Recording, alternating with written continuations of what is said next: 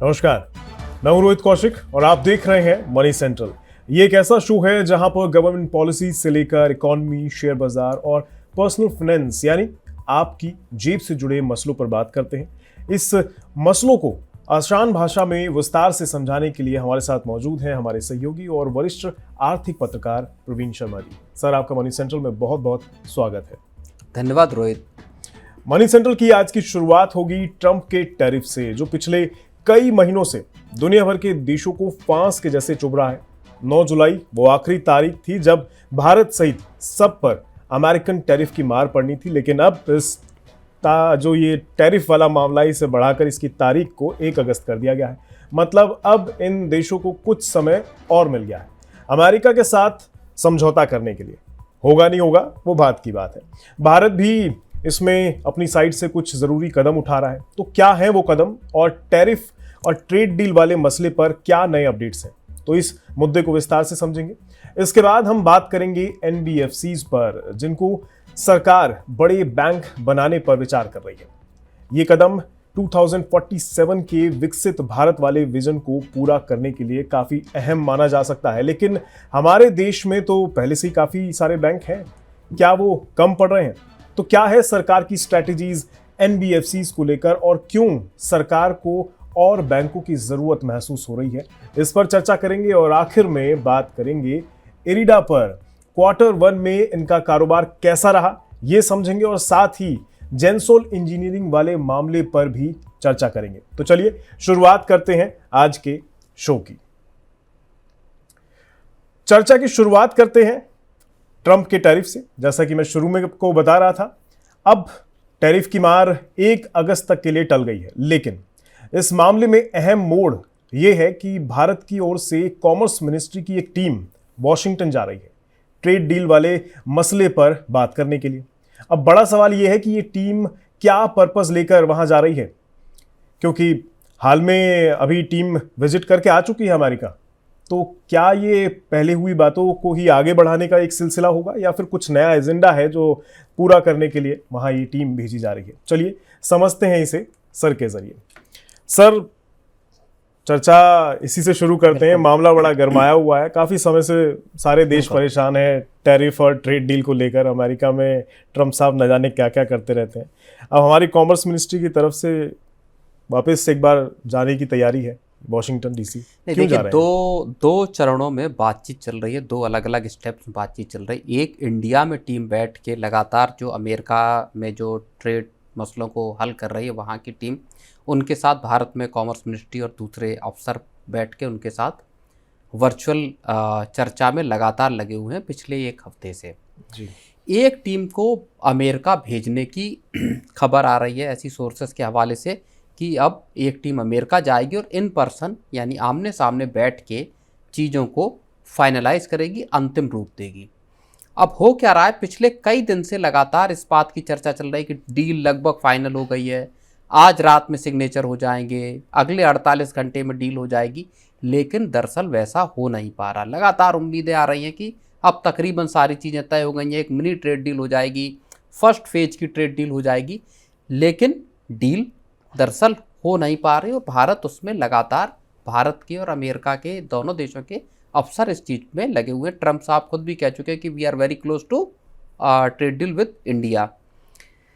अब मसला जो है वो एक और जो अहम है वो ये है कि भारत इस पूरे ट्रेड डील को निकालने के लिए यानी हासिल करने के लिए बहुत फूंक फूंक के कदम रख रहा है और ये बेहद एक अहम मसला है।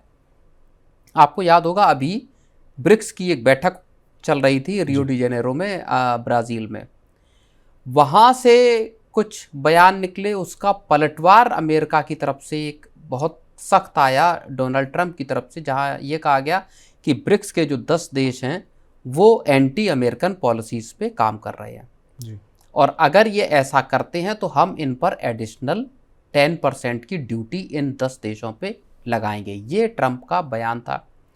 इसके बाद ब्राज़ील पे ट्रंप ने 50% टैरिफ का लेटर भेज दिया ब्राज़ील को। लेकिन इस पूरी कवायद में भारत एकदम से आपको मैं बताऊं शांत बैठा हुआ है। ट्रंप का ये भी कहना है कि ये देश डॉलर का जो एक तरह हेजेमनी कहें या डॉलर का जो प्रभाव है उसको ख़त्म करने की कोशिशें कर रहे हैं।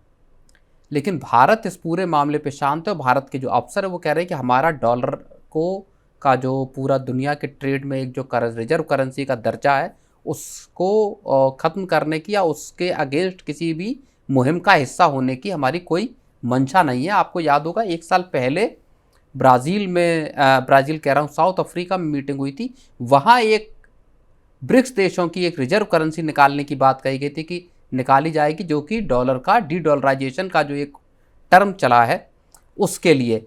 लेकिन वो उस मुहिम से तब भी भारत की तरफ से कहा गया था कि नहीं, हमारा कोई ऐसा वो नहीं है, ब्रिक्स की तरफ से भी आया।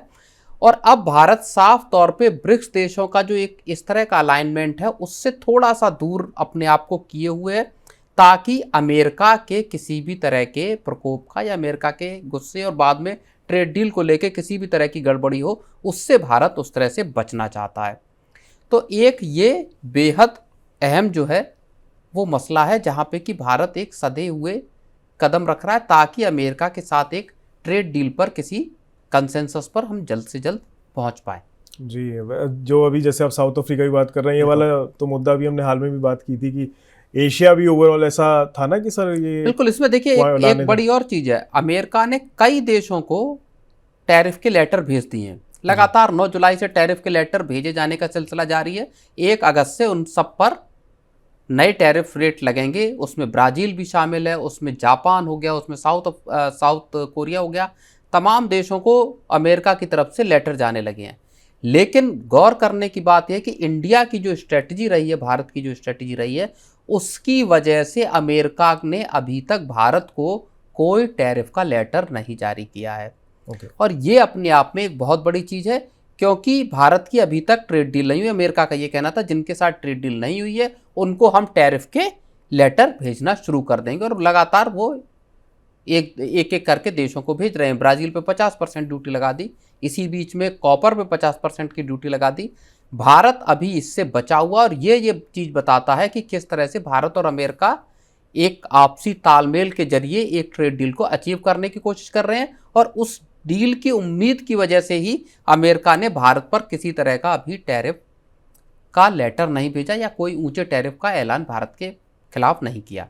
मतलब वो ऐसा सही है सर, क्योंकि शायद इसी वजह से ये दोबारा डील करने के लिए वॉशिंगटन जा भी रहे हैं, यही सोच के साथ। बिल्कुल, वहाँ कोशिश इस बात की है कि किसी तरह से इस डील को फाइनल किया जाए। एक मिनी ट्रेड डील होगी, फर्स्ट फेज की ट्रेड डील होगी, कितने प्रोडक्ट्स होंगे, किन किन आइटमों को शामिल किया जाएगा, कौन से सेक्टर शामिल होंगे, भारत किन सेक्टरों में रियायत देने को तैयार है और अमेरिका किन सेक्टरों को भारत के लिए खोलने को तैयार है। तो ये ऐसे बहुत सारे मसले हैं जहाँ पे कि जिन चीज़ों पे कंसेंसस है उन चीज़ों को लेके आके एक फर्स्ट फेज की ट्रेड डील की जा सकती है। जी अच्छा सर, एक चीज़ और मैंने हाल में पढ़ी कि एशिया के बाकी देशों के मुकाबले इंडिया के ऊपर जो है इम्पोर्ट ड्यूटी कम है, बाकियों के ऊपर ज़्यादा है। इसके पीछे भी यही कारण है जो अभी आप बता रहे हैं कि वहाँ से डील करने के कोई बातचीत ही आगे चरण ही नहीं शुरू हुआ, कोई फेज़ ही नहीं है। यहाँ वाले कोशिश तो कर रहे हैं, शायद बाकी वालों ने कोशिश ही नहीं करी, इसलिए वो उन पर लेवल इम्पोर्ट ड्यूटी ज़्यादा। नहीं, बिल्कुल बाकी देशों पे ड्यूटीज़ बहुत ज़्यादा हैं। जब रेसिप्रोकल टैरिफ लगाए थे जिनको बाद में पॉज किया और 9 जुलाई तक के लिए जिनको पॉज कर दिया गया, उसमें टैरिफ के रेट बहुत ज़्यादा हैं। हालांकि अभी जैसे एक वियतनाम के साथ अमेरिका की ट्रेड डील हुई, उसमें 20% का टैरिफ लगाया जाएगा जो वियतनाम से सीधे अमेरिका प्रोडक्ट्स जाएंगे। जो ट्रांसशिपमेंट के जरिए अमेरिका पहुंचेंगे उन पर 40% की ड्यूटी लगाने की बात की, 40% की ड्यूटी, और वो एक मसला है। चीन पे ऊंचे टैरिफ हैं, बाकी एशियाई देशों पे ऊंचे टैरिफ हैं। भारत पे जो 26% की रेसिप्रोकल ड्यूटी है, वो भी जब भारत और अमेरिका के बीच में डील होगी तो शायद रेट उससे भी कहीं कम हो सकते हैं। तो इंडिया एक तरह से कहें कि आप एशिया में एक अच्छी पोजीशन पर दिखाई देता है टैरिफ को रेट को लेकर, अगर हम बात करें तो। सर अभी ये कल की खबर है, मैं पढ़ रहा था कि क्योंकि हम टैरिफ की बात कर रहे हैं कि हम बाकियों के मुकाबले में थोड़ा अच्छे स्तर पे हैं अमेरिका के साथ डील करने में, लेकिन हाल की कह सकता हूँ, क्या कहूँ उसे, धमकी कहूँ, फ्रेश धमकी डोनाल्ड ट्रंप साहब की, कि फार्मा के ऊपर 200% का टैरिफ वो इम्पोज कर सकते। क्या देख रहे हैं इसके पीछे वजह? एक तरफ हम ये देख रहे हैं कि हमारे साथ थोड़ा नरमी पेश की जा रही, दूसरी तरफ ऐसी धमकी क्यों? नहीं, पूरा मामला जो है, देखिए टैरिफ अब जैसे कॉपर पे लगा दिया, 50% का टैरिफ लगा दिया, वो दुनिया के तमाम देशों के लिए एक जो है परेशानी वाली चीज़ है, जो अमेरिका को कॉपर का एक्सपोर्ट करते हैं, चाइना हो गया ख़ास तौर पे।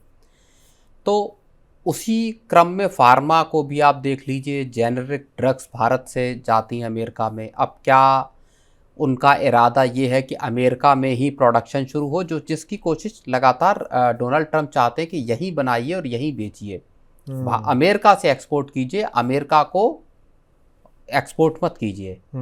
तो उसमें ऑटो कंपनियां भी शामिल हैं।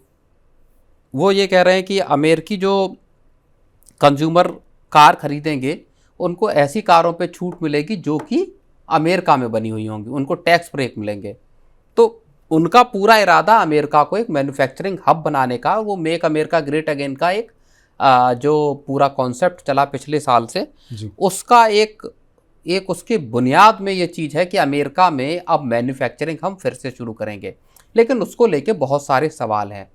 क्या अमेरिका उतना लेबर इंटेंसिव जो फील्ड हैं वहाँ पे इतना लेबर मुहैया करा सकता है?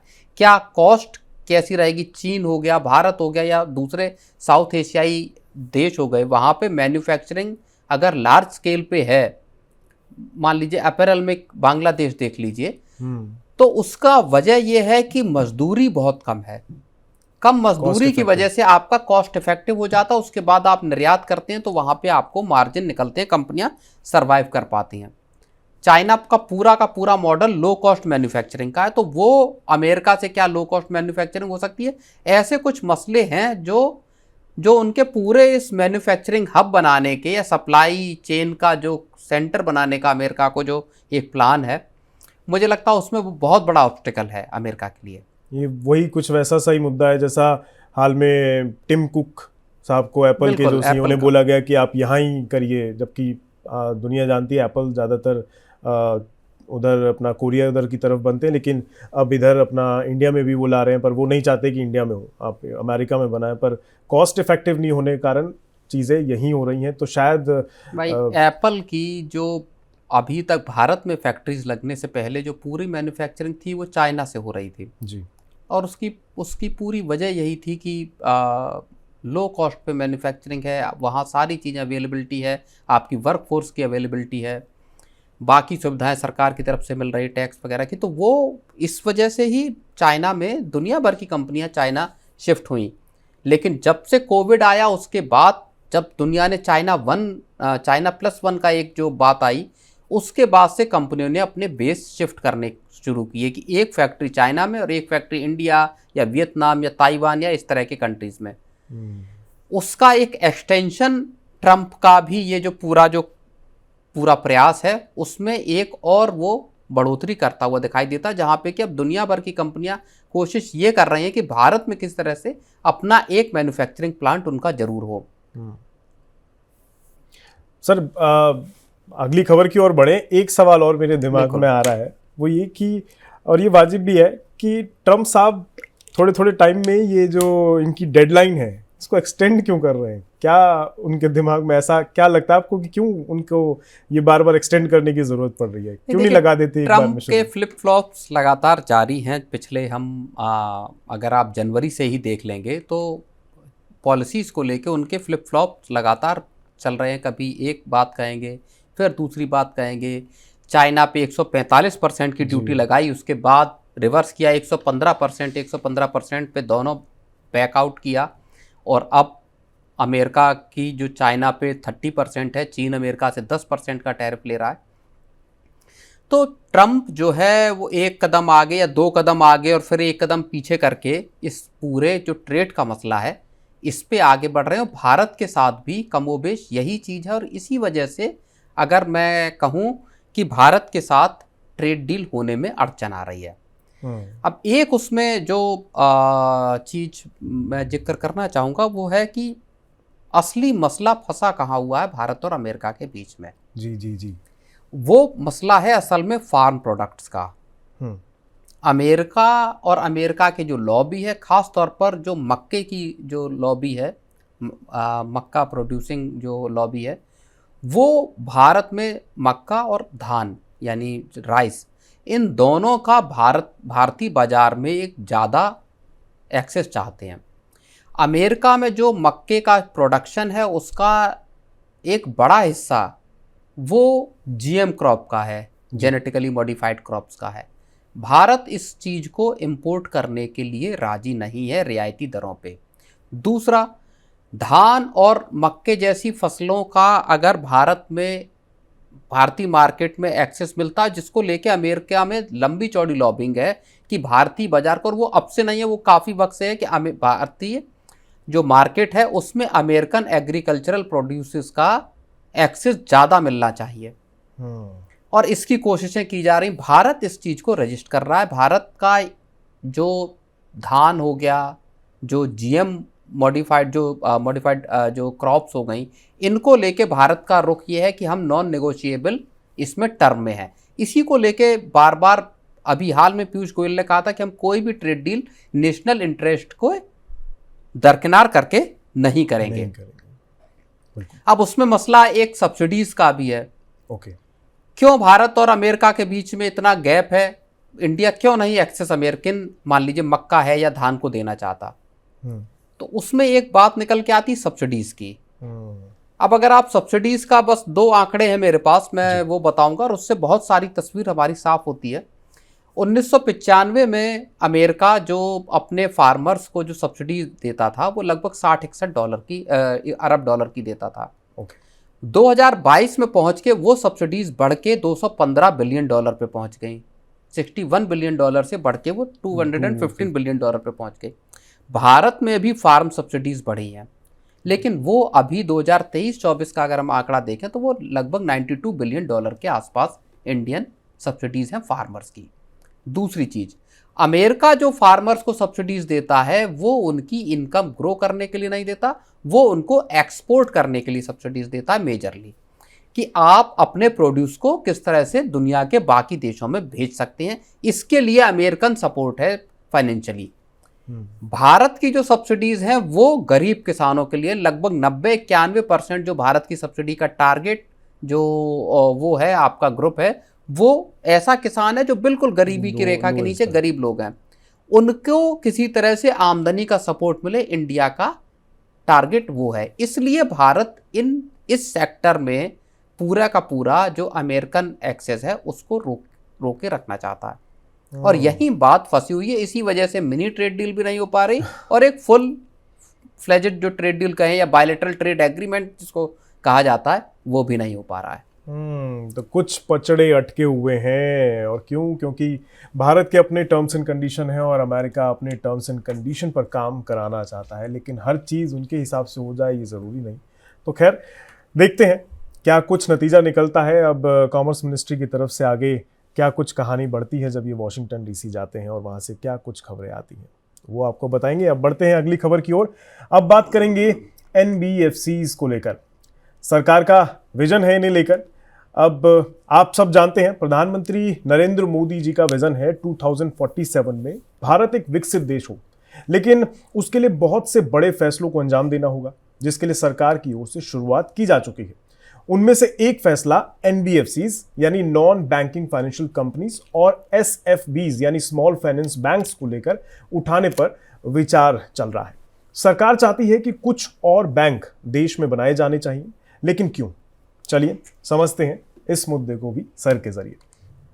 सर, सवाल तो आप वैसे समझ ही गए होंगे, लेकिन अब सरकार NBFCs को बैंकिंग लाइसेंस लेने और फुल फ्लेज्ड बैंक में बदलने की तैयारी में है, लेकिन इसके पीछे कारण क्या है? देखिए, गवर्नमेंट का, और ये वाकई अपने आप में बड़ी खबर है बैंकिंग सेक्टर के लिहाज से और पूरे देश के लिहाज से, कि देश में नए बैंकों के आने का या नए फुल फ्लेजेड कमर्शियल बैंक्स के आने का रास्ता एक खुल रहा है। लंबे वक्त से किसी नए बैंक को, आपको अगर पीछे जाके देखेंगे, कोई नया बैंक हमने कमर्शियल बैंक खुलते हुए नहीं देखा। अब सरकार का मकसद ये है कि जो क्रिटिकली इम्पोर्टेंट जो NBFCs हैं या स्मॉल फाइनेंस बैंक्स हैं, इनको किसी तरह से फुल फ्लेजेड बैंकों में कन्वर्ट किया जाए। जी। इसका एक जो मकसद है वो है आपका फाइनेंशियल इंक्लूजन। जो देश की बढ़ती आबादी है, जिस तरह से देश में लोगों की कमाई बढ़ रही है, उनको बैंकिंग सिस्टम या बैंकिंग चैनल की ज़रूरत है। बड़े बैंक जो पहले से मौजूदा हैं वो गांव देहात और दूसरे जो दूर दराज के कस्बे हैं, इलाके हैं, वहाँ पे अपनी सर्विसेज नहीं दे पा रहे, उतनी उनकी पहुँच नहीं है। NBFCs इनके उलट अभी जो देश के दूर दराज और गांव देहात के इलाकों में लैंडिंग का सबसे बड़ा सोर्स बने हुए हैं। ओके। अब सरकार का मकसद यह है कि इन सभी को फॉर्मल चैनल में लेके आया जाए, यानी जो महत्वपूर्ण जो अहम तौर पे कामकाज करने वाले NBFCs हैं उनको बैंकिंग का दर्जा दिया जाए, ताकि जो वंचित तबका है, बैंकिंग ऑपरेशन से जो बाहर है, सिस्टम से बाहर है, उस सबको इस मुख्य धारा में लाया जा सके। यानी बैंकिंग सिस्टम की पहुंच पूरे देश में बढ़ाई जा सके, उसके लिए इन NBFCs और स्मॉल फाइनेंस बैंकिंग का सहारा सरकार लेना चाहती है।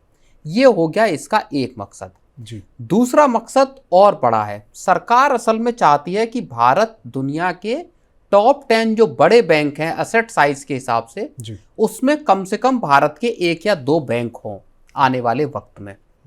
और ये सरकार की एक लॉन्ग टर्म प्लानिंग का एक हिस्सा है। उसके तहत सरकार चाहती है कि देश के जो बड़े बैंक हैं, जैसे SBI हो गया, HDFC बैंक हो गया, या मान लीजिए ICICI बैंक जैसे बैंक हो गए, इनको ग्लोबल लेवल पर इनका स्केलिंग हो, स्केल अप किया जाए इनका कारोबार को, और ये एक लार्ज स्केल के बैंक जो ग्लोबल ऑपरेशंस में इन्वॉल्व हों, वहाँ पे ये पहुँच बना सकें। और ऐसे में जो रिस्क बेयरिंग की जो कैपेसिटी है वो उसको बांटने की कोशिश की जा रही है। जो स्मॉल फाइनेंस बैंक हैं, NBFCs हैं, इनको फुल फ्लेजेड बैंक बनाकर। जी। तो ये सरकार के 2 बड़े मकसद हैं जिसके जरिए सरकार NBFCs को चाहती है कि वो उनको बैंक बनाया जाए। इसमें एक और मसला है कॉरपोरेट्स की हिस्सेदारी का। आपको अगर याद होगा, पिछले संभवतः दुबुरी सुब्बा राव उस वक्त गवर्नर हुआ करते थे RBI के, 4-5 की बात होगी, तब भी इस तरह का मसला उठा था। और एक मसला ये उठा था कि क्या कॉरपोरेट्स को बैंकिंग लाइसेंस नहीं दिए जा सकते। तब ये बात आई थी कि कॉरपोरेट्स को बैंक लाइसेंस देने का एक रिस्क है, एक खतरा है। और उसके बाद फिर पूरी जो प्रक्रिया चली तो उसमें 26% का एक स्टेक का नॉर्म तय किया गया कि कॉरपोरेट्स का स्टेक किसी भी बैंक में 26% हो सकता है। फिर ये बात आई कि क्या 26% के स्टेक को हटाना चाहिए, कॉरपोरेट्स को लाया जाना चाहिए, उनका ज़्यादा स्टेक किसी बैंक में हो सकता है। लेकिन सरकार का मूल मतलब जो आइडिया है वो यही है कि जो 26% का कॉरपोरेट्स का स्टेक है वो पर्याप्त है, उसको बढ़ाने या घटाने की ज़रूरत नहीं है। यानी कॉरपोरेट्स के एंट्री किए बगैर, बड़े कॉरपोरेट्स मान लीजिए अंबानी, अडानी या इस तरह के और कारोबारी हाउसेस हैं, उनको बैंकिंग सेक्टर में लाए बगैर NBFCs के जरिए देश के आम लोगों तक पहुंचने की कोशिश सरकार करना चाहती है। जी। सर, इस पूरे मुद्दे में ना एक ड्यूअल स्ट्रैटेजी वर्ड का इस्तेमाल भी हो रहा है। बिल्कुल। कहते हैं कि मैं जितना इसको समझा है कि जो लार्ज एंटिटीज़ हैं बैंकिंग में, उनको स्केल अप किया जाएगा, साथ ही साथ NBFCs और स्मॉल फाइनेंस बैंक जो हैं SFBs, इनको कमर्शियल बैंक में बदला जाएगा, जो अभी आप बता रहे थे। ये अप्रोच इम्पॉर्टेंट सिर्फ इसी वजह से है कि 2047 का विज़न है, प्लस जो अभी आप बता रहे थे क्योंकि जो दूर दराज के इलाके हैं वहाँ पे एक्चुअल जो बैंक्स हैं, बड़े बैंक हैं, उनकी पहुँच नहीं है। तो ये तो पॉसिबल, क्योंकि बैंक तो सर बहुत सारे हैं ना, तो जो छोटे बैंक हैं उनकी पहुँच को वहाँ तक नहीं पहुँचाया जा सकता। NBFCs को ही कन्वर्ट करना जरूरी नहीं, बैंकों का नंबर बढ़ाना। और क्योंकि NBFCs का मसला ये है कि वो गांव देहात तक, कस्बों तक उनका लैंडिंग का अप्रोच है। अच्छा। कर्ज अगर आप जो अनबैंक्ड एक तबका जिसको कहा जाता है, जैसे MFIs हैं, माइक्रो फाइनेंस इंस्टीट्यूशंस हैं, अब जो रेहड़ी वाला है, पटरी वाला है, उनको कर्जा कौन देता है?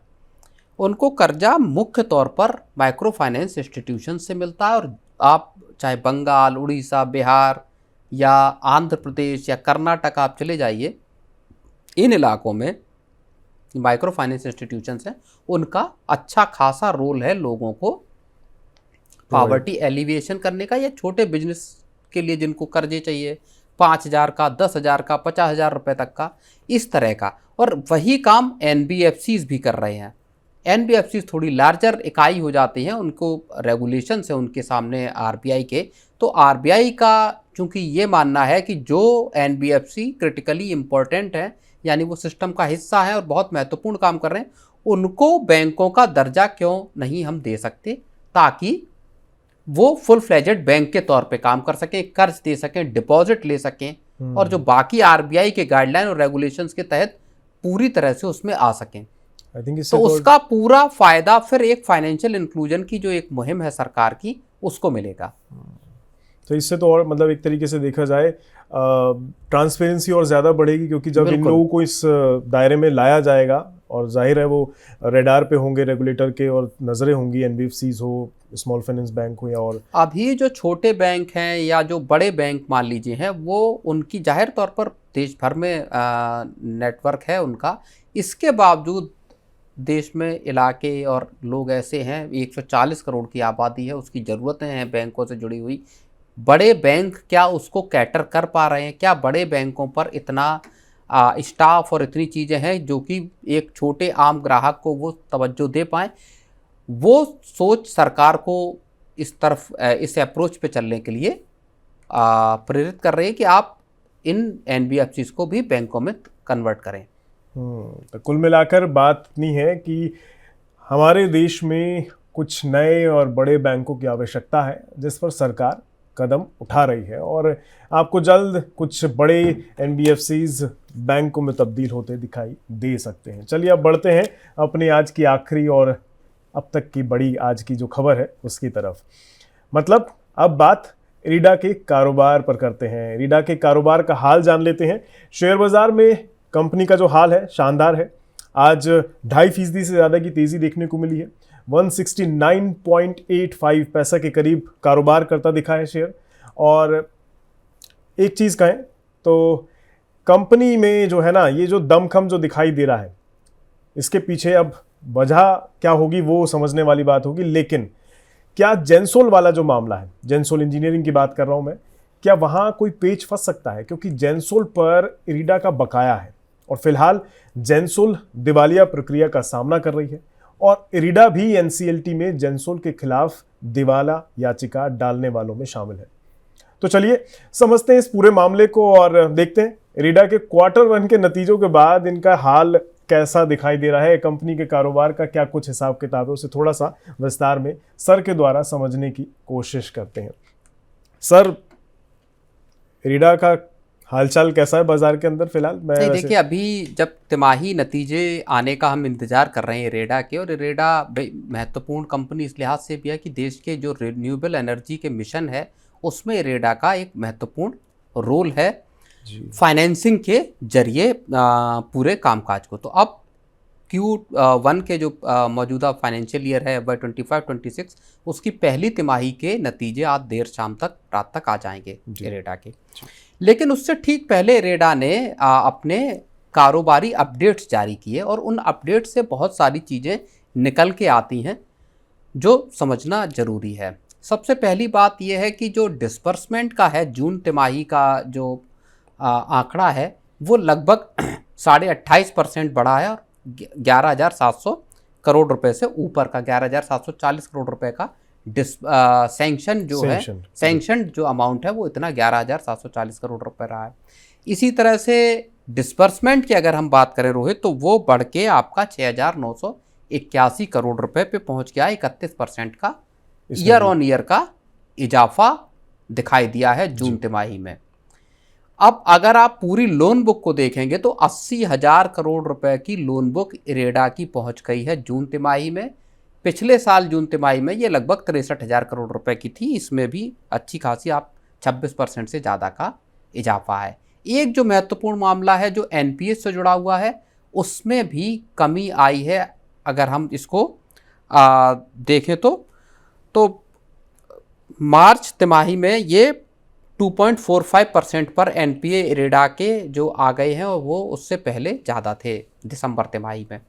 तो कारोबार में जो है वो इरेडा के चाहे लोन सैंक्शन को आप देखें 26% से ज़्यादा की 28% के लगभग की है, और डिस्बर्समेंट अमाउंट में भी इजाफा होता दिखाई दिया है। लेकिन जो आपने जेंसोल वाला मामला कहा, जो 470 करोड़ का मामला है, वो एसेट क्वालिटी को लेके एक सवालिया निशान जरूर पैदा करता है, और जब इसके नतीजे आएंगे वहां से तय होगा कि आखिर इरेडा के ओवरऑल जो कारोबारी नतीजे हैं वो किस तरह के रहे हैं। जी, तो जाहिर तौर पर अभी तो खैर नतीजे आने बाकी हैं, और आते हैं तो फिर दिखाई देगा कि कैसा इनका कारोबार है। ओवरऑल देखें तो सही दिखाई दे रहा है, बाजार में परफॉर्मेंस भी अच्छा है। सर, आपको ध्यान होगा इनका जब आईपीओ आया था, शेयर लिस्ट हुआ था, if I am not wrong, around 32 का इश्यू प्राइस इरेडा का था, और नवंबर 2023 में इरेडा का आईपीओ लेके आई थी सरकार, इरेडा में स्टेक सेल हुआ था। तो और वो तब से शेयर मल्टी बैगर शेयर बना हुआ है, 310 रुपए के मुझे लगता है कि उस पे हाई टच किया है, हाई पे तक गया है, अभी 169 रुपए के आसपास पे शेयर है। और लोगों ने, इन्वेस्टर्स ने इरेडा में जम के कमाई की, लेकिन बाद में उसमें गिरावट आई। मार्केट में अगर आप देखेंगे तो पिछले साल अक्टूबर से बाजारों में ही एक बुरा हमने दौर देखा कि लगातार एफआईआईज़ की बिकवाली के चलते मार्केट सबड्यूड, एकदम हल्के बने रहे। लेकिन ओवरऑल अगर आप इरेडा के कारोबार को देखेंगे तो देश का जो रिन्यूएबल एनर्जी का जो कामकाज है, चाहे उसमें सौर जो घर जो स्कीम है, रूफटॉप जो सोलर स्कीम है उसको देख लीजिए, या सोलर पार्कों को देख लीजिए, या विंड एनर्जी को देख लीजिए, तमाम जरियों से भारत जो है वो रिन्यूएबल एनर्जी में एक नया 500 गीगावाट का टारगेट है 2030 तक का, और उसमें प्राइवेट प्लेयर्स और गवर्नमेंट सारे मिलके उसको आगे बढ़ा रहे हैं। और अभी मतलब इसकी इम्पोर्टेंस को हम बस एक जरिए से समझ सकते हैं कि अभी 26 मई की अगर मैं बात करूं तो एक ऐसा जो पड़ाव आया जबकि देश में बिजली के दाम 0 रुपए से भी नीचे चले गए।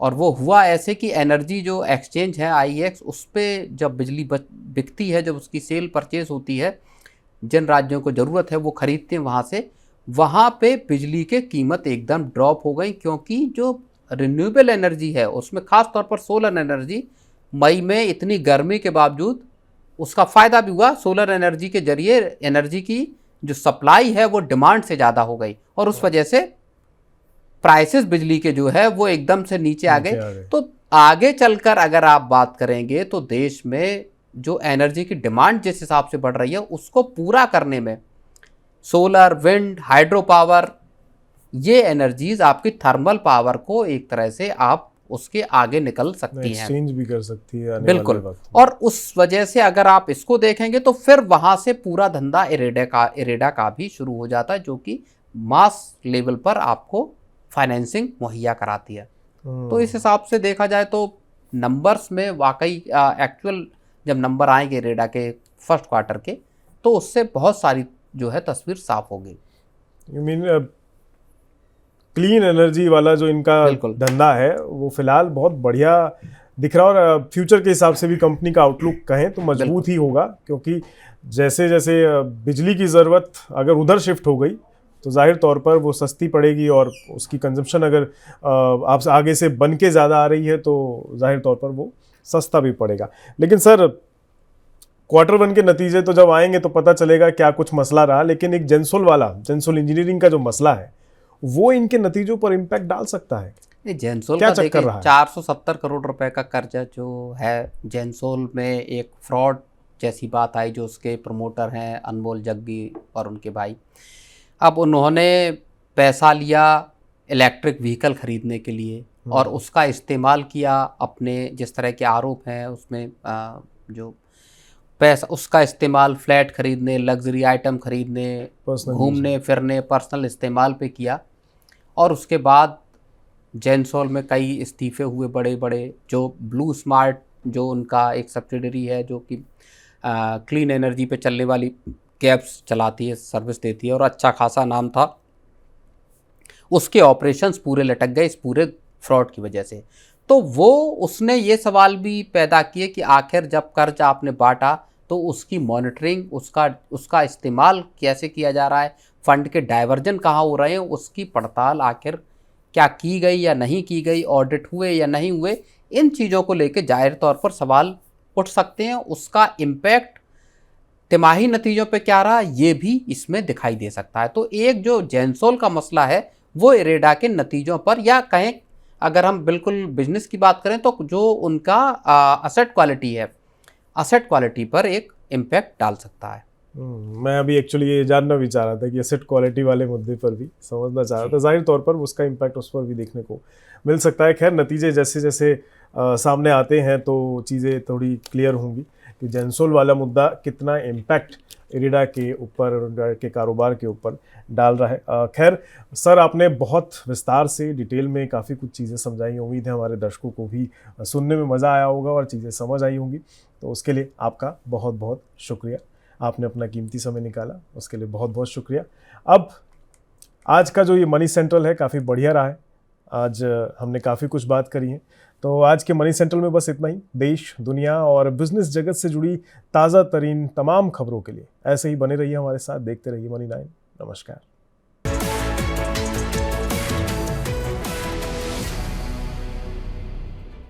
मनी 9 लाया है membership programme money 9 prime.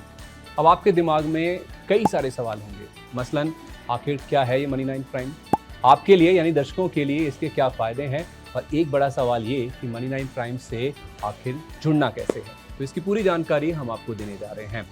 Money 9 prime में 3 प्लान होंगे, इकोनॉमी, स्टैंडर्ड और VIP। तो फटाफट ज्वाइन कीजिए YouTube पर मनी 9 प्राइम। ज्वाइन करने के लिए मनी 9 के YouTube पेज पर जाइए, होम पेज पर मिलेगा ज्वाइन बटन, इसे क्लिक करें, अपनी पसंद का प्लान चुनें और बस हो गया, अब आप रहेंगे सबसे आगे।